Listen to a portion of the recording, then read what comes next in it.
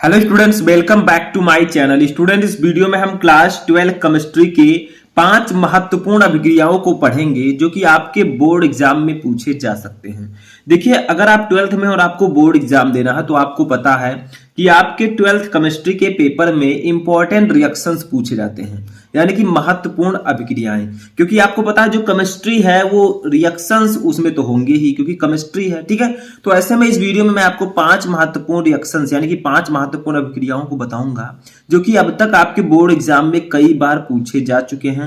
तो इसलिए आप इस वीडियो को लास्ट तक देखते रहें और वीडियो को लाइक कर दें ताकि मैं आपके लिए और भी इंपॉर्टेंट वीडियोज ला सकूं। देखिए, इस वीडियो में हम 12th केमिस्ट्री के क्या होता है जब टॉपिक के 5 महत्वपूर्ण अभिक्रियाओं को पढ़ेंगे। क्योंकि आपने जब 12th केमिस्ट्री के प्रीवियस ईयर क्वेश्चंस पेपर को देखा होगा तो उसमें आपको क्या होता है जब के रिएक्शंस देखने को मिलते हैं विस्तृत उत्तरीय प्रश्नों में। ठीक है, विस्तृत उत्तरीय प्रश्नों में दिया रहता है क्या होता है जब, केवल रासायनिक समीकरण आपको लिखना है। 5 अभिक्रियाएं दी रहेंगी, पांचों आप कर लेते हैं तो आपको 5 नंबर दिया जाएगा, वही मैं आपको बताऊंगा। ठीक है, ये अभिक्रियाएं बहुत ही इंपॉर्टेंट है क्योंकि यही पूछी जाती हैं ज्यादातर। फर्स्ट है, एथिल अल्कोहल को शांत सल्फ्यूरिक अम्ल के साथ 140 डिग्री सेंटीग्रेड पर गर्म करते हैं। यानी कि क्या होता है जब हम एथिल अल्कोहल को शांत सल्फ्यूरिक अम्ल के साथ 140 डिग्री सेंटीग्रेड पर गर्म करते हैं। या इस क्वेश्चन को एक प्रकार से और पूछा जा सकता है कि एथिल अल्कोहल का निर्जलीकरण क्या होता है। ठीक है, तो चलिए देखते हैं। सबसे पहले आपको एथिल अल्कोहल का फॉर्मूला पता होना चाहिए। इसका फॉर्मूला होता है C2H5OH। ठीक है, आपको केवल रासायनिक समीकरण ही देना है, कुछ लिखना नहीं है। ठीक है, अब इसको हम किसके साथ, सांद्र सल्फ्यूरिक अम्ल का फॉर्मूला होता है प्लस H2SO4। सल्फ्यूरिक अम्ल का फॉर्मूला होता है H2SO4। ठीक है, इसके साथ हम क्या करते हैं, गर्म करते हैं। इसके साथ हम गर्म करते हैं कितने डिग्री सेंटीग्रेड पर, 140 डिग्री सेंटीग्रेड पर। लेकिन ये अभिक्रिया आपकी 2 पदों में होती है, तो सबसे पहले हम इसे 100 डिग्री सेंटीग्रेड पर गर्म करेंगे। ठीक है, अभी देखिएगा रिएक्शन आपको किस प्रकार से करना है। तो सबसे पहले हमने एथिल अल्कोहल लिया, इसको शांत सल्फ्यूरिक अम्ल के साथ पहले हम 100 डिग्री सेंटीग्रेड पर गर्म करेंगे तो बनेगा क्या, देखिए C2H5 यहां से हम ले लेंगे तो C2H5, यहां से हम H ले लेंगे, H हो गया, SO4 ले लेंगे, SO4 हो गया। ठीक है, तो C2H5HSO4 बचा क्या, देखिए एक H यहां पर बचा, एक H ये, यानी कि H2 और O आपका बचा H2O।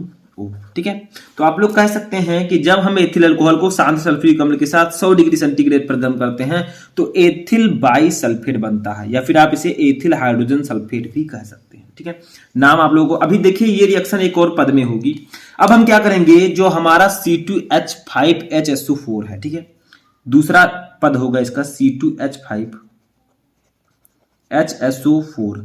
अब हम इसकी अभिक्रिया फिर से किससे कराएंगे बताइए, इसकी अभिक्रिया हम कराएंगे एथिल अल्कोहल से। एथिल अल्कोहल जो आपका है HOC2H5। ठीक है, अब आप लोग कहेंगे ये कौन सा फॉर्मूला है, देखिए ये आपका एथिल अल्कोहल ही है। C2H5 हमने पीछे कर दिया है, HO आगे कर दिया है, वो ऐसे देखें तो C2H5OH आपका वही है। ठीक है, अब इसे हम 140 डिग्री सेंटीग्रेड पर गर्म करेंगे, 140 डिग्री सेंटीग्रेड। ठीक है, इस पर इतने ताप पर गर्म करेंगे तब हमारा जाकर बनेगा मेन प्रोडक्ट, यानी कि मुख्य उत्पाद हमारा बनेगा। ठीक है, क्या बनेगा, देखिए C2H5 हमारा ये हो जाएगा, यहां से O ले लेंगे, यहां से C2H5 ले लेंगे तो हमारा हो जाएगा C2H5OC2H5। ठीक है, प्लस बचा क्या, देखिए बचा हमारा H, यहां से हम ले लेंगे। देखिए यहां पर आपको ध्यान देना है, यहां पर हमारा बचा H और ये H मिलाकर H2 हो जाएगा और SO4, क्योंकि और बाकी हम यहां पर ले चुके हैं। देखिए C2H5OC2H5 हमने यहां पर निकाल लिया, बचा के H यानी कि H2SO4। ठीक है, तो हमारा बचा है H2SO4। तो हमारा मेन उत्पाद बनेगा डाई एथिल ईथर, इसका नाम है डाई एथिल ईथर। ठीक है, अब ये रिएक्शन थोड़ा सा टफ है, इसीलिए बोर्ड एग्जाम में आता है। जो चीजें थोड़ा सा आपको टफ लग रही हैं वही आपके बोर्ड एग्जाम में दिया जाता है। ये है एथिल अल्कोहल, एथिल अल्कोहल। ठीक है, इसका नाम तो पता ही है, सांद्र सल्फ्यूरिक अम्ल, ये सल्फ्यूरिक अम्ल है। ठीक है, ये आपका है एथिल हाइड्रोजन सल्फेट। तो आप लोग कह सकते हैं जब एथिल अल्कोहल को सांद्र H2SO4 के साथ 140 डिग्री सेंटीग्रेड पर गर्म करते हैं तो डाई एथिल ईथर बनता है। मेन प्रोडक्ट हमारा यहां पर, मेन उत्पाद जो है वो डाई एथिल ईथर है। ठीक है। तो ये अभिक्रिया दो पदों में होती है। सबसे पहले जब एथिल अल्कोहल को H2SO4 के साथ 100 डिग्री सेंटीग्रेड पर गर्म करेंगे तो एथिल हाइड्रोजन सल्फेट बनेगा और जल रहेगा, ठीक है। जब हम एथिल हाइड्रोजन सल्फेट को दोबारा C2H5OH के साथ गर्म करेंगे यानी कि एथिल अल्कोहल के साथ 140 डिग्री सेंटीग्रेड पर, तब हमारा main product die ethyl ether बनेगा और सल्फ्यूरिक अम्ल बाहर, ठीक है। तो ये आप लोगों को समझना है। थोड़ा सा टाइम लगा इस अभिक्रिया को करने में, लेकिन ये अभिक्रिया वेरी इंपॉर्टेंट है, बहुत ही ज्यादा इंपॉर्टेंट है, ठीक है। BBIP, तो ये आप लोगों को पढ़ लेना है। अब सेकंड रिएक्शन हम देखते हैं। सेकंड है कि फॉर्मेल्डिहाइड की क्रिया सांद्र कास्टिक पोटास विलयन से कराते हैं। क्या होता है जब हम फॉर्मेल्डिहाइड की क्रिया सांद्र कास्टिक पोटास विलयन से कराते हैं? देखिए, जितना ज्यादा आपको फॉर्मूला पता होगा उतना ज्यादा ही आपके लिए अच्छा है। फॉर्मेल्डिहाइड का फॉर्मूला आपको पता होगा तभी तो आप इस रिएक्शन को कर पाएंगे, तो ज्यादा से ज्यादा आप फॉर्मूला याद कीजिए, ठीक है। तो यहां पर हमें फॉर्मेल्डिहाइड की क्रिया कास्टिक पोटास विलयन से कराना है, ठीक है। तो ये आपका देखिए हम क्या करेंगे, फॉर्मेल्डिहाइड का फॉर्मूला होता है HCHO, ठीक है। इसकी क्रिया हमें करानी है सांद्र कास्टिक पोटास यानी कि KOH से, पोटेशियम हाइड्रोक्साइड, ठीक है। इससे हमें कराना है। अब हम कराते हैं इसकी क्रिया, ठीक है। देखते हैं क्या बनता है। तो देखिए, जब हमने HCHO का KOH के साथ क्रिया कराया तो बनेगा क्या हमारा, यहां पर बनेगा मेथिल अल्कोहल CH3OH प्लस हमारा बनेगा HCOOK, ठीक है। ये हमारा प्रोडक्ट बनेगा। लेकिन आप लोग सोचिए, आपको बैलेंस रिएक्शन, आपका रिएक्शन बैलेंस होना चाहिए। जितना मॉलिक्यूल हाइड्रोजन का इधर है उतना ही उत्पाद में भी होना चाहिए, जितना अभिकारक में कार्बन है उतना ही उत्पाद में होना चाहिए, ठीक है। तो देखिए यहाँ पर H कितना है, 1 2 3, इधर कितना है 3 1 4 1 5, ठीक है। तो हम क्या करेंगे, यहां पर हम 2 इसे कर देंगे। जो फॉर्मेल्डिहाइड का है इसके 2 मॉलिक्यूल हम ले लेंगे। तो देखिए अब इधर हाइड्रोजन कितना है, 2 और 2 4, ठीक है, 1 5, इधर कितना है 3 1 4 1 5, इधर कार्बन कितना है 2, इधर कार्बन कितना है 1 और 1 2, इधर ऑक्सीजन कितना है 2 और 1 3, इधर कितना है 1 2 3, ठीक है। इधर पोटेशियम है 1, इधर भी 1 है। तो अब आप कह सकते हैं कि जब फॉर्मेल्डिहाइड की क्रिया सांद्र कास्टिक विलयन से कराते हैं तो हमारा क्या बनता है CH3OH यानी कि मेथिल अल्कोहल और HCOOK यानी कि पोटेशियम फॉर्मेट, ठीक है। तो नाम मैं लिख देता हूं, ये है फॉर्मेल्डिहाइड, फॉर्मेल्डिहाइड, ठीक है। ये है कास्टिक पोटास, ये आपका क्या है CH3OH, ये है मेथिल अल्कोहल, मेथिल अल्कोहल, ठीक है, मेथिल अल्कोहल। ये आपका क्या है, ये है पोटेशियम फॉर्मेट, पोटेशियम फॉर्मेट, ठीक है। तो ये आपको इस प्रकार से रिएक्शंस करना होगा, कोई कुछ भी नहीं है, आपको सिर्फ समझना है, रिएक्शन आपका बैलेंस होना चाहिए, ठीक है। चलिए नेक्स्ट क्वेश्चन देखते हैं, नेक्स्ट रिएक्शन। तो नेक्स्ट हमारा है क्या होता है जब फॉर्मिक अम्ल में फेहलिंग विलयन मिला जाता है, यानी कि क्या होता है जब हम फॉर्मिक अम्ल में फेहलिंग विलयन मिलाते हैं। तो फॉर्मिक अम्ल का फॉर्मूला होता है HCOOH, ये आपका है फॉर्मिक अम्ल, ठीक है।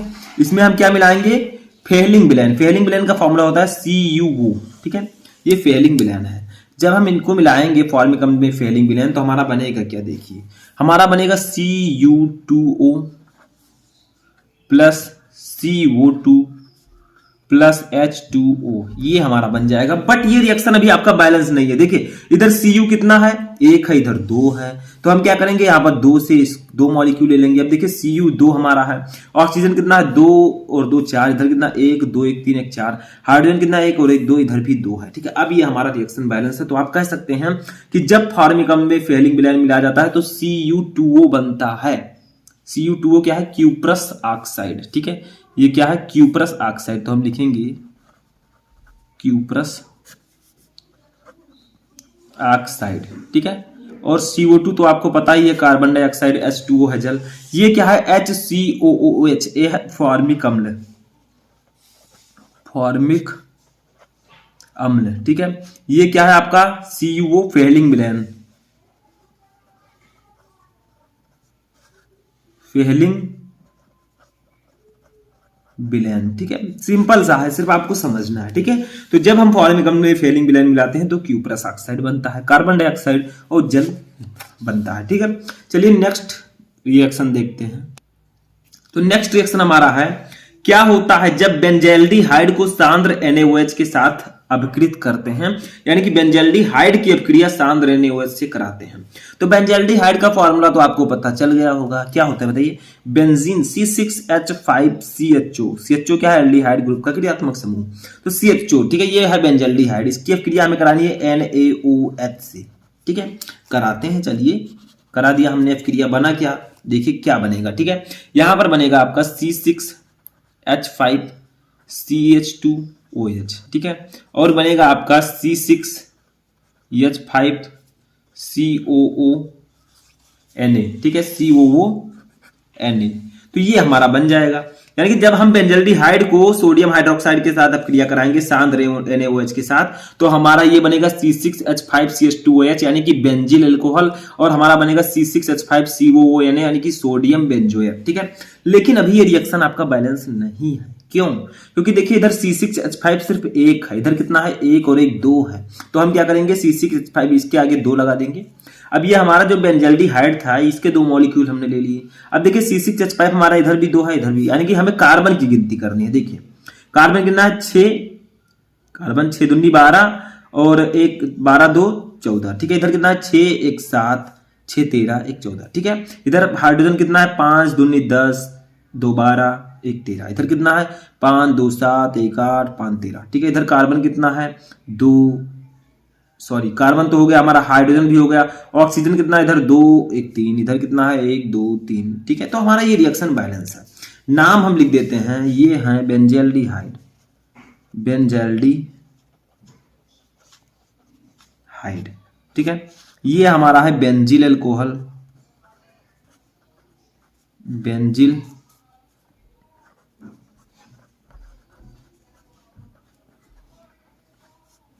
अल्कोहल, ठीक है। ये हमारा है सोडियम बेंजोएट, सोडियम बेंजोएट, ठीक है। सिंपल सा है, सिर्फ आपको समझना है, बहुत ही सिंपल से रिएक्शंस हैं। आपको थोड़ा थोड़ा माइंड लगाना है। आपको अगर आपका अभिकारक पता है तो आप लोग आसानी से उसके उत्पाद को निकाल सकते हैं, बस आपको फॉर्मूलाज पता होने चाहिए, ठीक है। चलिए नेक्स्ट रिएक्शन, हमारा लास्ट रिएक्शन है कि क्या होता है जब एसीटोन के क्लोरोफॉर्म के साथ KOH की उपस्थिति में क्रिया कराते हैं, यानी कि एसीटोन की अपक्रिया क्लोरोफॉर्म के साथ हम कराते हैं, किसकी उपस्थिति में, KOH की उपस्थिति में। तो क्या बनता है, ठीक है। तो देखिए एसीटोन का फॉर्मूला होता है CH3COCH3, ये हमारा है एसीटोन, CH3COCH3। हमने थोड़ा सा दूसरी तरह बना दिया है, इसका संरचना मैंने बना दिया है, ठीक है। ये आपका है एसीटोन। इसकी अपक्रिया हम किससे कराएंगे, CHCl3 यानी कि क्लोरोफॉर्म, क्लोरोफॉर्म का फॉर्मूला होता है CHCl3, ठीक है। इसकी अपक्रिया अब हम कराते हैं किसकी उपस्थिति में, KOH की उपस्थिति में, KOH। तो बनेगा क्या, बहुत ही सिंपल सा, बहुत ही ज्यादा सिंपल। देखिए CH3 हमारा ऐसे ही रहेगा, यहां बॉन्ड लगाएंगे, यहां पर C लिखेंगे, यहां पर वो ऐसे ही रहेगा जो मैंने लिखा था CH3, ठीक है। अब यहां पर आपको समझना है थोड़ा सा, देखिए यहां पर इस प्रकार से हम क्या कर देंगे, इस O को ले लेंगे, इस H को ले लेंगे, ठीक है। तो हमारा हो जाएगा OH। देखिए इस O को ले लिया, इस H को ले लिया, बचा के यहां पर CCl3 बचा, तो उसको यहां पर रख देंगे CCl3, बस हमारा बन गया। तो देखिए जब हम एसीटोन की अपक्रिया क्लोरोफॉर्म के साथ KOH यानी कि पोटेशियम हाइड्रोक्साइड की उपस्थिति में कराते हैं तो क्लोरीटोन बनता है, इसका नाम है क्लोरीटोन, ठीक है। बस सिंपल सा है, ये है एसीटोन। थोड़ा सा ऊपर कर देता हूं ताकि आप लोग को स्पष्ट दिखे, एसीटोन, ठीक है। तो एसीटोन, और ये है आपका क्लोरोफॉर्म, लिख देता हूं क्लोरोफॉर्म, ठीक है। बस सिंपल है। तो जब हम एसीटोन की अपक्रिया क्लोरोफॉर्म से KOH की उपस्थिति में कराते हैं तो क्लोरीटोन बनता है। देखिए सिंपल है, CH3 हमने लिखा, इस CH3 को भी लिखा, C को लिखा, अब ये वो और H मिलकर यहां पर ऊपर हो जाएंगे, बचा CCl3 वो नीचे हो जाएगा, बस सिंपल है, ठीक है। तो ये आप लोग समझ लीजिए, समझ में आया।